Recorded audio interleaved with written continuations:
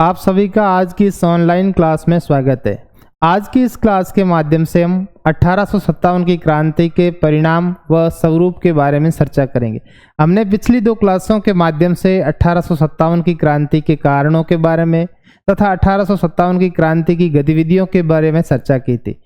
आखिर में कि 1857 की जो क्रांति हुई उस क्रांति के क्या परिणाम रहे और किस प्रकार से वो 1857 की क्रांति असफल भी रही, तो क्यों रही, इसके पीछे कौन से कारण थे, इन बातों को लेके अपन आज इस क्लास के अंदर चर्चा करेंगे। साथ ही साथ ये जानने का प्रयास करेंगे कि सभी विद्वानों की नज़र में 1857 की जो क्रांति का स्वरूप था वो भिन्न भिन्न था। किसी ने कहा कि 1857 की क्रांति सब सैनिक विद्रोह था, तो किसी ने कहा कि हिंदू मुसलमानों का षड्यंत्र था। तो वी डी सावरकर ने ऐसे समय में कहा कि ये भारत के लिए प्रथम स्वतंत्रता संग्राम था। तो किन किन विद्वानों ने कौन कौन सी बातें बताई है उन पे भी चर्चा करेंगे, परंतु उससे पहले हम 1857 की क्रांति के परिणामों के ऊपर चर्चा करेंगे। तो परिणामों की बात करें तो मोटे तौर पे अपन कह सकते हैं कि 1857 की जो क्रांति थी ये क्रांति पूर्ण रूप से सफल नहीं हुई, अर्थात ये क्रांति असफल रही। और क्रांति असफल रही इसके पीछे बहुत सारे कारण थे।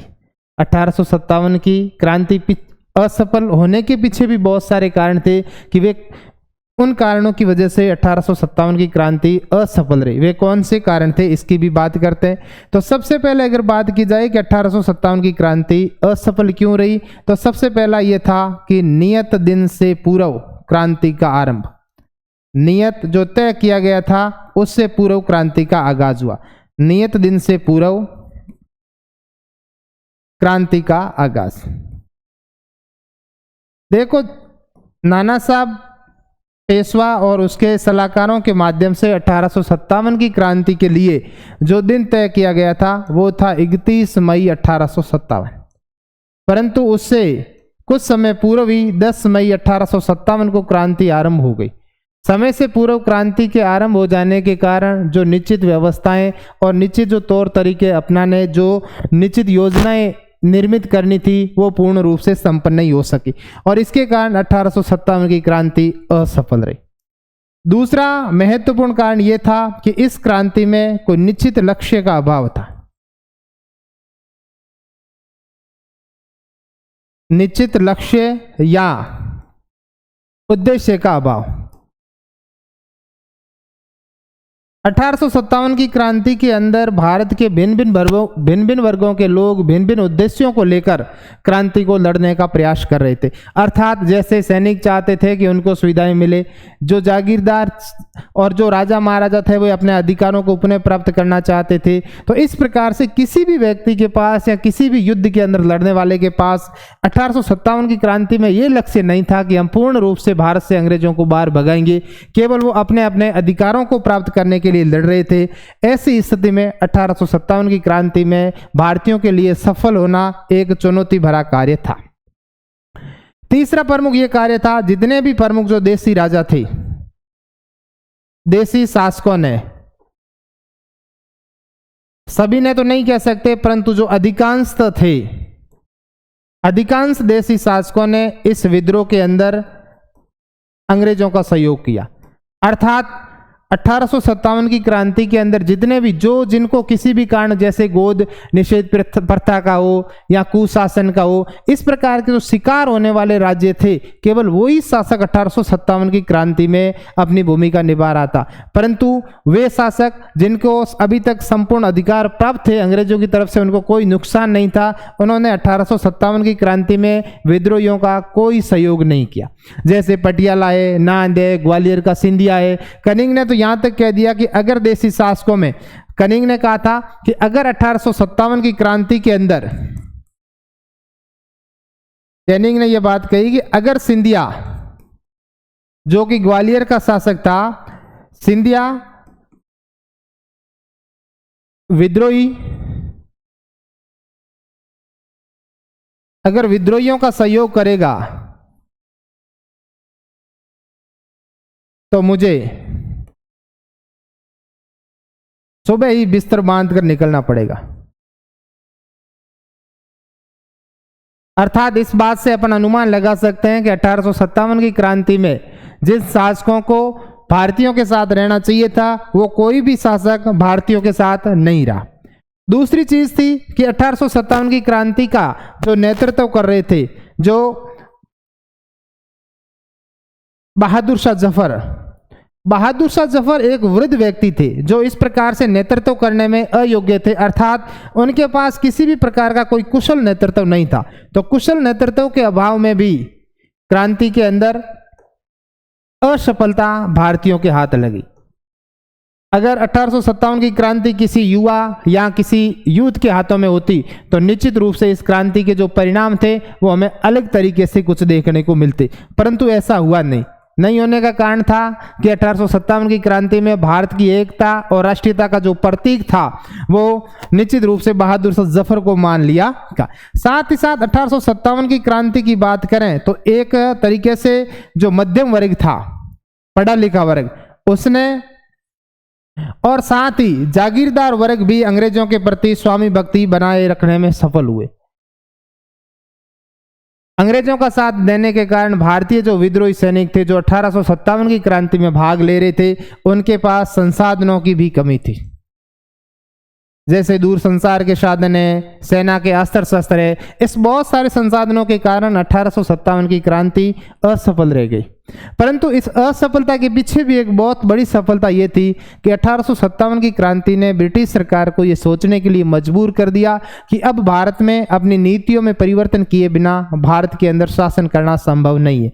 ऐसी स्थिति में कुछ विशेष परिणाम भी देखने को मिले, जैसे एक अपने लिखा 1857 की क्रांति असफल रही, तो दूसरे परिणाम के ऊपर चर्चा करें तो दूसरा महत्वपूर्ण परिवर्तन यह हुआ कि अब तक भारत के अंदर 1764 से लेकर 1857 तक ब्रिटिश ईस्ट इंडिया कंपनी शासन कर रही थी। तो ब्रिटिश ईस्ट इंडिया कंपनी का शासन इस क्रांति के साथ ही समाप्त हो गया। ब्रिटिश ईस्ट इंडिया कंपनी के शासन की समाप्ति और उसके स्थान पर भारत का जो शासन है अब प्रत्यक्ष रूप से किसके अधीन चला गया? ब्रिटिश ताज के अधीन चला गया। अर्थात अब भारत का शासन ब्रिटेन से होगा। अब तक भारत में कंपनी का जो प्रमुख व्यक्ति होता था उसे बोलते थे गवर्नर जनरल।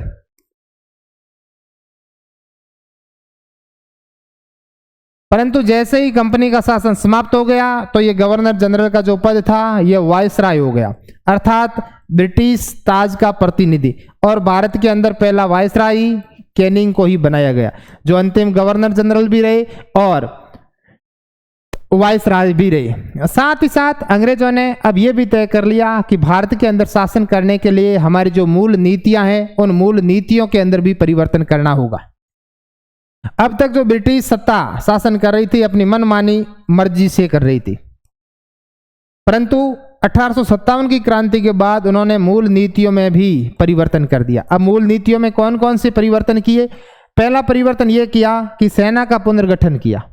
सेना का पुनर्गठन करने का यह कारण था कि 1857 की क्रांति से पहले भारत के अंदर 6 भारतीय सेना के साथ 1 ब्रिटिश सैनिक होता था, परंतु अब उसको बदलाव कर दिया और इसके लिए एक पील आयोग का गठन किया।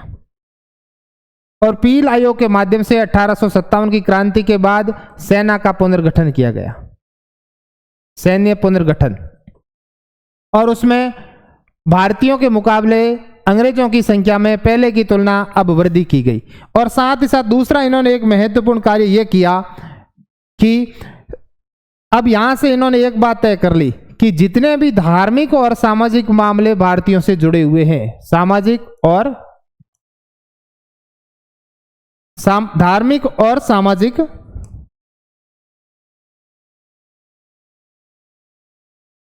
जो परंपराएं हैं, अब तक 1829 के अंदर भारत में अंग्रेजों ने सती प्रथा पर रोक लगाई और दास प्रथा पर रोक लगाई, परंतु 1857 की क्रांति के बाद अंग्रेजों ने यह तय कर लिया कि अब भारत में किसी भी धार्मिक मामलों में वो हस्तक्षेप नहीं करेंगे। धार्मिक परंपरा मामलों में हस्तक्षेप की नीति अपनाई।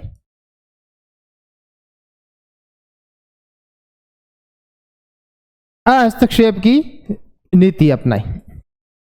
और साथ ही साथ अंतिम मूल रूप से उनका यह परिणाम देखने को मिला कि अब उन्होंने एक नई नीति बनाई, फूट डालो और राज करो, कि अगर भारत के अंदर शासन करना है तो भारतीयों के अंदर आपसी फूट डालो और राज करो।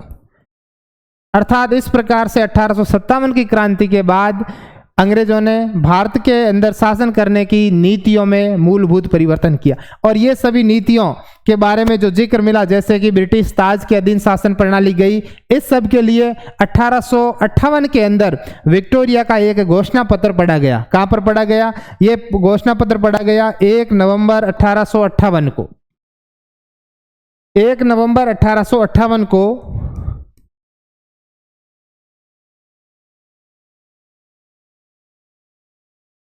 इलाहाबाद के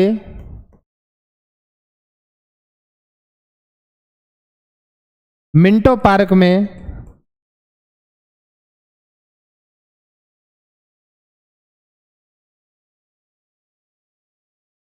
भारत शासन अधिनियम 1858 या विक्टोरिया, जो उस समय ब्रिटेन की महारानी थी, विक्टोरिया घोषणा पत्र के माध्यम से, यह घोषणा किसके द्वारा की गई? ये की गई कैनिंग के द्वारा।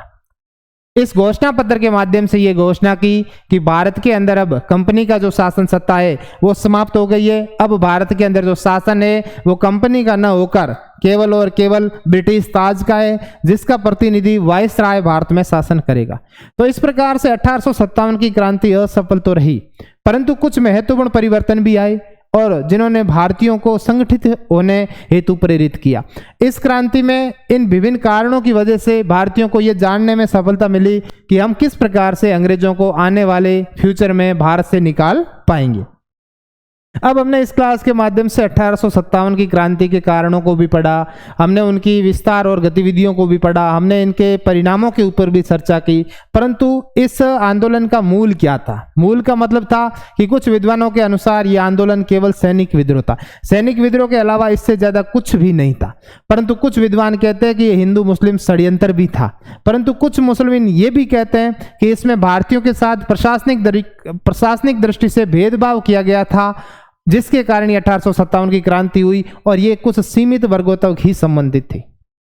जब भारत आजाद हुआ तो भारत सरकार ने भी 1857 की क्रांति किस प्रकार की थी इस पर बात लिखने के लिए सरकारी इतिहासकार के तौर पर आरसी मजूमदार को नियुक्त किया। परंतु किसी कारण अनबन के कारण आरसी मजूमदार को हटाकर फिर एसएन सेन को सरकारी इतिहासकार के रूप में नियुक्त किया और एसएन सेन ने यह बताने का प्रयास किया कि 1857 की क्रांति थी वो विभिन्न प्रकार के सैन्य मुद्दों या मामलों से शुरू हुई थी और राष्ट्रीय आंदोलन के रूप में जाकर समाप्त हुई। परंतु 1857 की क्रांति को सबसे पहले भारत का राष्ट्रीय आंदोलन कहने वाले वीडी सावरकर थे, विनायक दामोदर सावरकर। उन्होंने अपनी पुस्तक के माध्यम से यह कहने का प्रयास किया कि 1857 की क्रांति भारत का प्रथम स्वतंत्रता संग्राम था। इसी समय ब्रिटिश संसद के अंदर भी बेंजामिन डिज़राइल नाम के एक सांसद हुए, उन्होंने भी इस 1857 की क्रांति को भारत का राष्ट्रीय आंदोलन बताने का प्रयास किया है। तो अपन समझते हैं कि 1857 की जो क्रांति थी वो 1857 की क्रांति का स्वरूप कैसा था।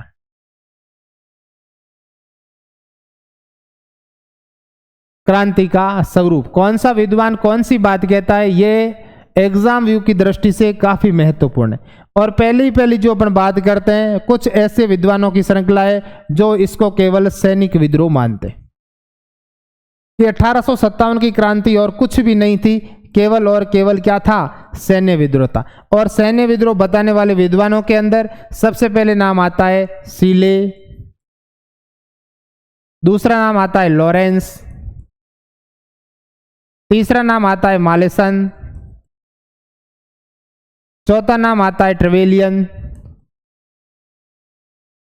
और साथ ही साथ एक भारतीय विद्वान का भी नाम आता है सर सैयद अहमद खान। सर सैयद अहमद खान प्रथम भारतीय थे जिन्होंने 1857 की क्रांति के कारणों पर चर्चा करने के लिए एक पुस्तक की रचना की, द केजेस ऑफ इंडियन रिवोल्ट 1857। अर्थात 1857 की क्रांति के क्या प्रमुख कारण रहे? इसके अंदर इन्होंने दो कारणों को प्राथमिकता दी है। एक तो इन्होंने ये बताया कि 1857 का जो विद्रोह हुआ इसका मुख्य कारण था सैनिक कारण। सैनिक कारण के साथ साथ इन्होंने एक प्रशासनिक कारण को भी अपना महत्व बताया, और प्रशासनिक कारणों के अंदर इन्होंने ये कहा कि अंग्रेजों के मुकाबले सरकारी सेवाओं में भारतीयों को कम महत्व देने के कारण 1857 का विद्रोह हुआ था। और दूसरा जो प्रमुख बात है, दूसरी प्रकार के जो लोग हैं वो कहते हैं कि ये न तो सैनिक विद्रोह था न कुछ था, बल्कि ये एक मुस्लिम षड्यंत्र था, अर्थात मुस्लिम विद्रोह था। इसमें हिंदुओं की भूमिका नगण्य थी, क्योंकि 1857 की क्रांति में दिल्ली के अंदर जो इनका नेतृत्व कर रहे थे वो बहादुर शाह जफर थे, और बहादुर शाह जफर के जो सहयोगी के रूप में बख्त खान थे वो भी मुसलमान थे। और ऐसा कहने वाले एक तो है रॉबर्ट्स, और रॉबर्ट्स के साथ एक और नाम जुड़ता है कोपलैंड का। तो ये दो विद्वान ऐसे हैं जो ये कहने का प्रयास करते हैं कि 1857 की क्रांति न तो सैनिक विद्रोह था न कोई राष्ट्रीय आंदोलन था, बल्कि एक मुस्लिम विद्रोह था। उसके बाद तीसरे प्रकार के जो विद्वान हैं वो ये कहने का प्रयास करते हैं कि ये हिंदू और मुसलमानों का एक संयुक्त षड्यंत्र था।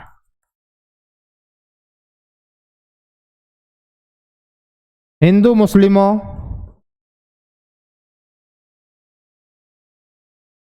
का संयुक्त षड्यंत्र था, अर्थात हिंदू मुसलमानों ने मिलकर अंग्रेजों को ऊपर दबाव बनाने के लिए इस प्रकार का जो है वो आंदोलन किया था। और ये बात कहने वाले जेम्स आउट्रम और टेलर, दो इस प्रकार के विद्वान हैं जो इस बात को कहते हैं कि 1857 की क्रांति में न तो हिंदू अकेले थे और न ही मुसलमान अकेले थे। एक नाम आता है जेम्स आउट्रम का और दूसरा आता है नाम टेलर का। इन दोनों ने यह कहने का प्रयास किया है कि 1857 की जो क्रांति है वो हिंदू मुसलमानों का जो षड्यंत्र था उसके रूप में था। उसके बाद चौथे प्रकार की जो बात बताने वाले विद्वान है उन्होंने कहा है कि 1857 की क्रांति में एक तरफ बर्बर लोग थे और दूसरी तरफ सभ्य लोग थे, अर्थात ईसाई धर्म को मानने वाले सभी अंग्रेज सभ्य लोग थे और दूसरी तरफ जो दूसरे धर्मों के लोग थे वो बर्बर थे, अर्थात ये एक तरीके से सभ्यता और बर्बरता के मध्य संघर्ष था। किसके मध्य? सभ्यता व बर्बरता के मध्य संघर्ष। और इस प्रकार की जो बात करते हैं वो बात करते हैं रीच। कौन बात बताता है? Are reach. आर रीच ये कहते हैं कि 1857 की क्रांति केवल हिंदू और मुसलमानों का एक संयुक्त षड्यंत्र था। वे इस प्रकार से सरकार के ऊपर दबाव बनाना चाहते थे और दबाव बना के वो अपना कार्य करवाना चाहते थे।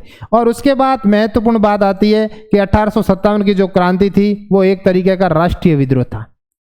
और राष्ट्रीय विद्रोह की जो बात करते हैं ये भारतीय इतिहासकार न करके एक अंग्रेज इतिहासकार करते हैं जिनका नाम है बेंजामिन डिज़रायली। बेंजामिन डिज़रायली ने यह बात 1857 की क्रांति के तुरंत बाद ब्रिटिश संसद के अंदर बात की थी, जिसके कारण यह बात काफी प्रभावी थी। उन्होंने ये कहने का प्रयास किया कि अब जितना जल्द हो सके भारतीयों को स्वतंत्र कर देना चाहिए। और इसके बाद जो प्रमुख भारतीय नेता हुए वीडी सावरकर। तो वीडी सावरकर ने 1857 की क्रांति को वीडी सावरकर ने 1857 की क्रांति को भारत का प्रथम स्वतंत्रता संग्राम कहा है।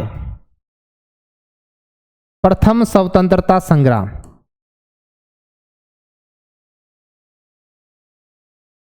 साथ ही साथ यहां पर एक पर्शियल स्पीयर है, वो भी ये कहने का प्रयास करते हैं कि ये एक तरीके से भारतीयों को पुरातन व्यवस्था को बचाने का जो अंतिम कारण है वो था।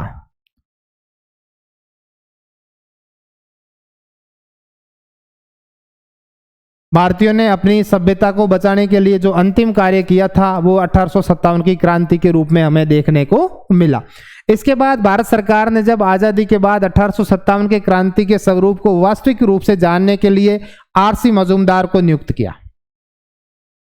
आरसी मजूमदार को जब नियुक्त किया और सरकार ने कहा कि इसको राष्ट्रीय आंदोलन के रूप में बताने का प्रयास करना है। तब इन्होंने यहां पर एक बात कही कि 1857 की क्रांति न तो प्रथम था और न ही राष्ट्रीय था और न ही स्वतंत्रता संग्राम था। इसके पीछे एक बहुत बड़ी बात थी। ये कहना चाह रहे थे कि 1857 की क्रांति कोई पहला आंदोलन नहीं था। इससे पहले ही सैनिकों ने और भारत के भिन्न भिन्न भागों में बहुत सारे छोटे मोटे आंदोलन हुए थे, वो सभी अंग्रेजों के खिलाफ थे। ऐसी स्थिति में 1857 की क्रांति को प्रथम विद्रोह कहना कोई उचित नहीं होगा।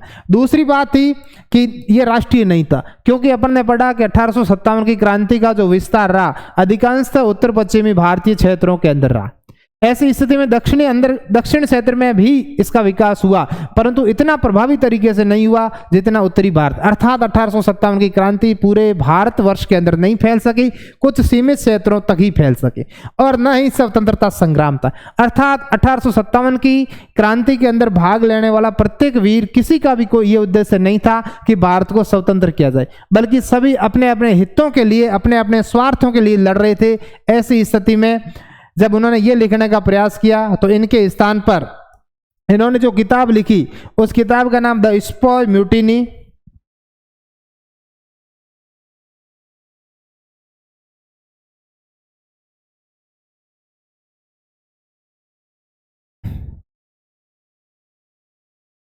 द स्पॉय म्यूटिनी एंड द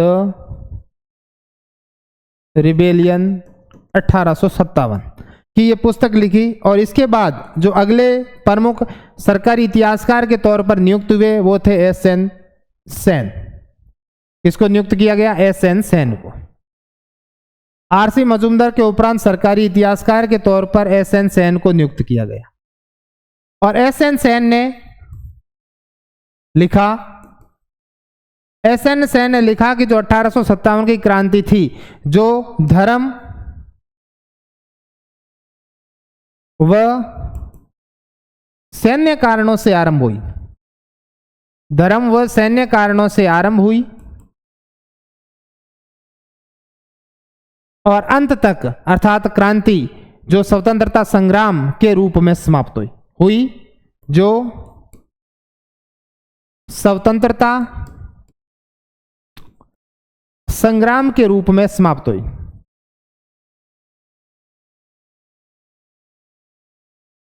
स्वतंत्रता संग्राम के रूप में समाप्त हुई। इन्होंने जो एक पुस्तक लिखी जिसका नाम था